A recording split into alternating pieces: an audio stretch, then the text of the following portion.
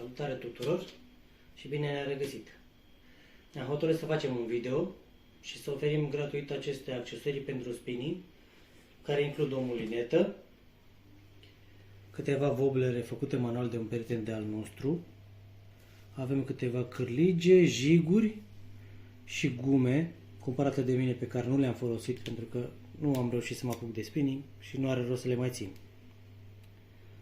Aveți, după cum vedeți, destule din fiecare, voblele arată foarte bine, chiar am mai vândut vreo 20-30 de bucăți la câțiva prieteni.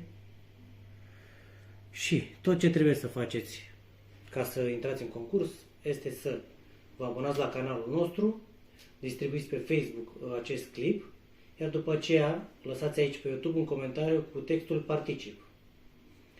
Câștigătorul vom alege pe 20 septembrie prin tragere la sorți. Până atunci, vă urăm baftă și să vedem cine câștigă.